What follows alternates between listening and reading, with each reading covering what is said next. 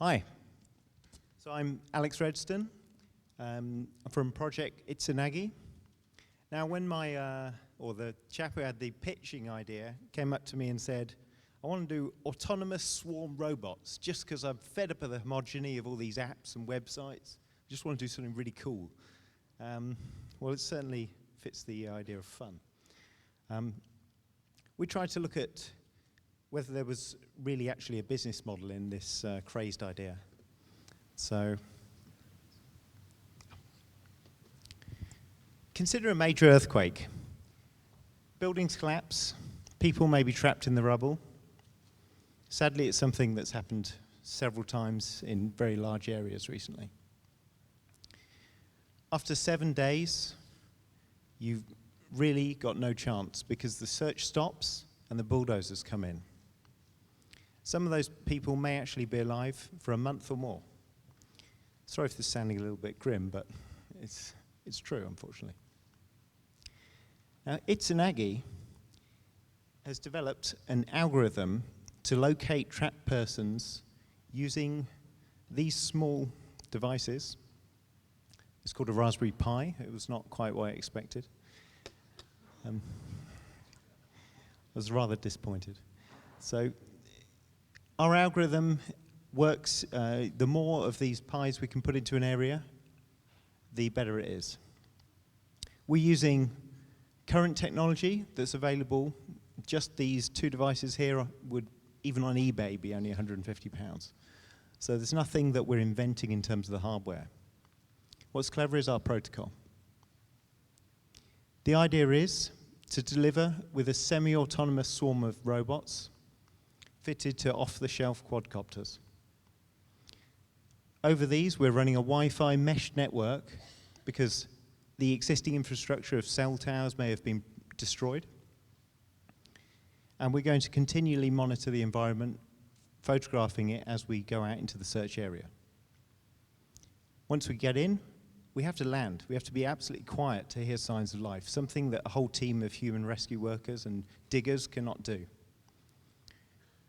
We stop, we use our proprietary algorithm, we collect data, and we may then take off again or leave one behind with a flashing beacon and transmit that we believe we found someone. Now, people need sleep. Drones just need one person to change the batteries. It totally changes the whole logistics of a rescue exercise over a large geographic area.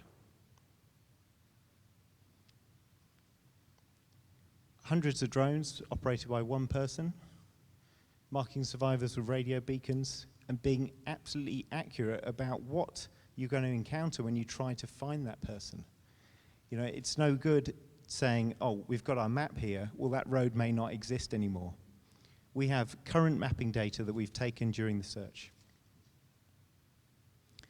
For market research, we reached out. We didn't get much response, if I'm honest. I think these people are very busy, but these are the organizations we've reached out to.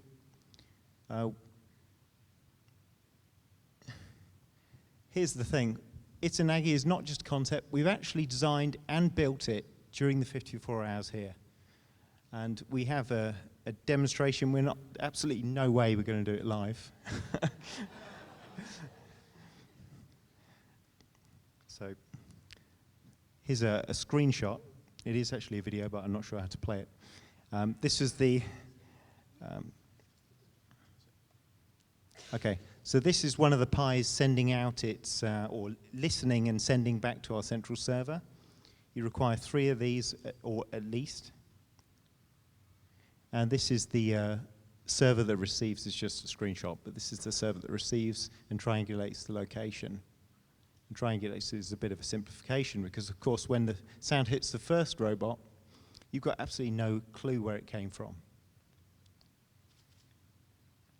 So it's a great idea, but disasters thankfully don't happen every day. So we tried to see if there was actually a commercial application where we could use a similar setup of these robot swarms, and then they would be useful in the case of a disaster.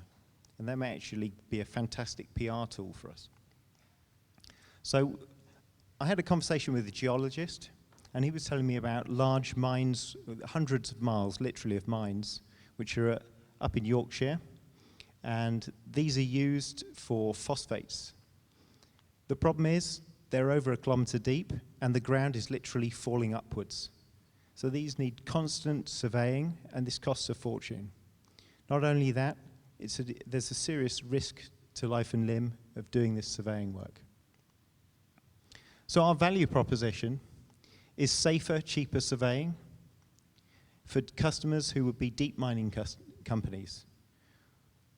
We are trying to carve a niche and take a very large slice of a new market.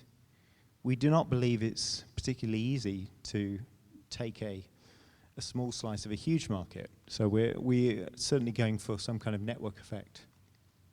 It'll be a rental fleet, and we're only going to be prepared to survey locations who will contract with us. We're not going to do one-offs, not unless we charge them an exorbitant fee. The objective is to create some forward value for the business so that it can be a realistic investment proposition. It's a two-sided market. The thing is, there's two people interested in that safety. The insurance companies, who have their own surveyors who work out what they're going to charge the mine, and then on the other side, the mine owners who need to keep their staff safe. So we see this as practically giving it away to the insurance companies, or certainly not at a loss. There's no point in making a loss on this. But doing it cheaper and more safely and more effectively than they can with their own staff now. And on the other side, selling the contracts to the mining companies. And if in the event of an unfortunate disaster, we hope our equipment could be used to save lives in other situations. Thank you. Any questions?